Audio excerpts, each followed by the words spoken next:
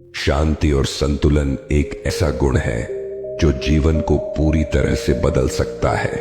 यह गुण मनुष्य को मानसिक, शारीरिक और आध्यात्मिक रूप से सशक्त बनाता है। शांत मन के माध्यम से हम न केवल अपने अंदर की उथल पुथल को नियंत्रित कर सकते हैं, बल्कि दुनिया को एक नए दृष्टिकोण से देख सकते हैं। इस संदर्भ में बुद्ध की कहानी और उनके उपदेश अत्यंत महत्वपूर्ण हैं, जो हमें दिखाते हैं कि कैसे शांत मन जीवन को बदल सकता है। गौतम बुद्ध, जिनका जन्म 563 ईसा पूर्व में नेपाल के लुम्बिनी में हुआ था, उनका प्रारंभिक नाम सिद्धार्थ था। वे कपिलवस्तु के राजा शुद्धोधन और महारानी महामाया के पुत्र थे। बचपन से ही सिद्धार्थ को जीवन के सभी सुख सुविधाएं प्राप्त थीं, लेकिन उनके मन में सदैव एक बेचैनी थी। वे जानना चाहते थे कि जीवन का असली अर्थ क्या है और इसका लक्ष्य क्या है। राजमहल में रहते हुए उन्होंने कभी जीवन की कठिनाइयों का अनुभव नहीं किया था, लेकिन एक दिन वे जब राजमहल से बाहर निकले तो उन्होंने वृद्धावस्था, रोग और मृत्यु के दृश्यों को देखा। इससे उनके मन में गहरी बेचैनी पैदा हो गई और उन्होंने यह सोचना शुरू किया कि क्या जीवन केवल दुख और कष्टों का ही नाम है।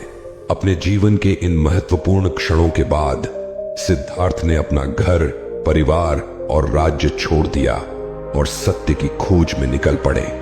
उन्होंने कई वर्षों तक तपस्या की और अनेक साधकों व गुरुओं के साथ साधना की, लेकिन उन्हें पूर्ण शांति और समाधान नहीं मिला।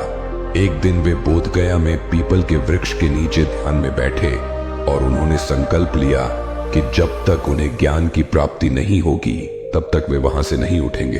अंततः कई दिनों के गहन ध्यान के बाद सिद्धार्थ को बोधि अर्थात ज्ञान की प्राप्ति हुई और वे गौतम बुद्ध कहलाए। इस अवस्था को निर्वाण कहा जाता है, जो मानसिक शांति और आत्मज्ञान की अंतिम स्थिति है। गौतम बुद्ध ने अपने ज्ञान की प्राप्ति के बाद जो सबसे महत्वपूर्ण संदेश दिया वह था शांत मन और ध्यान के माध्यम से आत्मज्ञान की प्राप्ति। बुद्ध ने बताया कि संसार में हर व्यक्ति को दुख का सामना करना पड़ता है और इसका मुख्य कारण हमारे मन का अशांत होना है। जब हमारा मन अशांत होता है तब हम अनियंत्रित इच्छाओं, क्रोध और भय के कारण दुखी होते हैं। बुद्ध ने अपने उपदेश में 4 आर्य सत्य का वर्णन किया, जिनका उद्देश्य जीवन में दुखों को समाप्त करना और शांति प्राप्त करना है। दुख का सत्य: जीवन में दुख है, चाहे वह शारीरिक हो या मानसिक। हर व्यक्ति को कभी न कभी दुख का सामना करना पड़ता है। जन्म, बुढ़ापा, रोग और मृत्यु सभी जीवन के हिस्से हैं जो दुख लाते हैं। दुख के कारण का सत्य: दुख का कारण हमारी इच्छाएं, तृष्णाएं और आसक्तियां हैं। जब हम किसी चीज की बहुत अधिक इच्छा करते हैं और वह हमें नहीं मिलती, तब हम दुखी हो जाते हैं। इसी प्रकार जब हम किसी चीज से आसक्त होते हैं और उसे खो देते हैं, तब भी हम दुखी होते हैं। दुख की समाप्ति का सत्य: जब हम अपनी इच्छाओं और तृष्णाओं पर नियंत्रण प्राप्त कर लेते हैं, तब दुख समाप्त हो जाता है। इसका मतलब यह नहीं है कि हमें पूरी तरह से इच्छाओं को त्याग देना चाहिए, बल्कि हमें अपनी इच्छाओं को नियंत्रित करना चाहिए ताकि वे हमें दुखी न करें। दुख की समाप्ति के मार्ग का सत्य: दुख को समाप्त करने के लिए हमें अष्टांगिक मार्ग का पालन करना चाहिए। इस मार्ग में सही दृष्टिकोण, सही विचार, सही वाणी, सही कर्म, सही आजीविका, सही प्रयास, सही स्मृति और सही ध्यान शामिल हैं। शांत मन के लाभ: शांत मन न केवल व्यक्तिगत विकास और आंतरिक शांति का साधन है, बल्कि यह हमारे संबंधों और सामाजिक जीवन को भी सकारात्मक रूप से प्रभावित करता है। आइए देखें कि शांत मन कैसे जीवन को बदल सकता है। पहला, मानसिक शांति: जब हमारा मन शांत होता है तब हम जीवन की कठिनाइयों और चुनौतियों को अधिक स्थिरता से सामना कर सकते हैं। अशांत मन के कारण हम जल्दबाजी में निर्णय लेते हैं और अक्सर गलतियां करते हैं। शांत मन से हम गहराई से सोच सकते हैं और संतुलित निर्णय ले सकते हैं। दूसरा, भावनात्मक स्थिरता। शांत मन हमें अपनी भावनाओं को बेहतर ढंग से नियंत्रित करने में मदद करता है। क्रोध, डर, चिंता और अवसाद जैसी नकारात्मक भावनाएं शांत मन के साथ नियंत्रित हो जाती हैं। इससे हम जीवन की कठिनाइयों का सामना धैर्य और समझदारी के साथ कर सकते हैं। तीसरा, ध्यान और आत्मचिंतन। बुद्ध ने ध्यान और आत्मचिंतन को शांत मन प्राप्त करने के महत्वपूर्ण साधन के रूप में वर्णित किया। ध्यान के माध्यम से हम अपने विचारों और भावनाओं को नियंत्रित कर सकते हैं। यह आत्मचिंतन हमें हमारे जीवन के उद्देश्य और लक्ष्य को समझने में मदद करता है। चौथा, दूसरों के प्रति सहानुभूति और करुणा।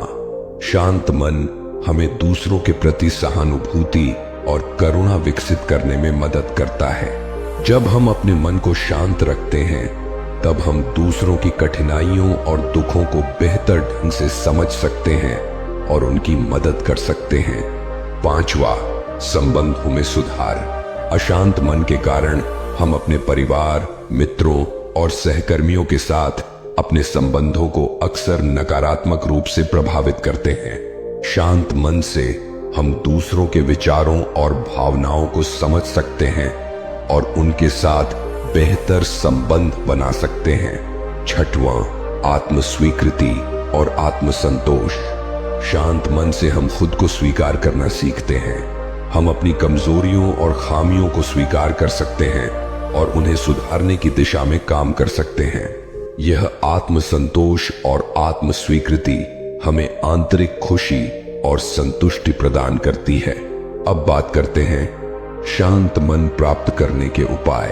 पहला उपाय, ध्यान। ध्यान मन को शांत करने का सबसे प्रभावी साधन है। बुद्ध ने भी ध्यान को आत्मज्ञान और मानसिक शांति प्राप्त करने के लिए महत्वपूर्ण माना है। ध्यान के माध्यम से हम अपने विचारों को नियंत्रित कर सकते हैं और आंतरिक शांति प्राप्त कर सकते हैं। दूसरा उपाय, योग और शारीरिक व्यायाम। योग और शारीरिक व्यायाम से न केवल शरीर स्वस्थ रहता है, बल्कि मन भी शांत होता है। योग के विभिन्न आसन और प्राणायाम हमें मानसिक और शारीरिक संतुलन प्रदान करते हैं। तीसरा उपाय, सकारात्मक सोच। जीवन में सकारात्मक सोच से हम मानसिक तनाव और चिंता को कम कर सकते हैं। सकारात्मक दृष्टिकोण से हम हर स्थिति को बेहतर ढंग से समझ सकते हैं और उसका सामना कर सकते हैं। चौथा उपाय, संगति। सही संगति और सकारात्मक लोगों के साथ समय बिताने से हमारा मन शांत रहता है। नकारात्मक लोगों से दूरी बनाना और सकारात्मक विचारधारा के लोगों के साथ संबंध रखना भी शांत मन के लिए आवश्यक है। पांचवा उपाय, संतुलित जीवन शैली। संतुलित जीवन शैली का मतलब है कि हम अपने काम, परिवार और निजी जीवन के बीच सही तालमेल बिठाएं। अत्यधिक काम का बोझ या व्यक्तिगत समस्याएं हमारे मन को अशांत कर सकती हैं। इसलिए संतुलित जीवन शैली अपनाना जरूरी है। गौतम बुद्ध की जीवन गाथा हमें यह सिखाती है कि शांत मन ही सच्ची शांति और आत्मज्ञान की कुंजी है। जीवन में दुख और कठिनाइयां अपरिहार्य हैं, लेकिन शांत और संतुलित मन से हम इन सभी चुनौतियों का सामना कर सकते हैं। बुद्ध के उपदेश और ध्यान के माध्यम से हम न केवल मानसिक शांति प्राप्त कर सकते हैं, बल्कि अपने जीवन को भी एक नई दिशा दे सकते हैं। शांत मन के माध्यम से हम आत्मज्ञान प्राप्त कर सकते हैं, अपने जीवन के उद्देश्य को समझ सकते हैं और दूसरों के प्रति करुणा और सहानुभूति विकसित कर सकते हैं।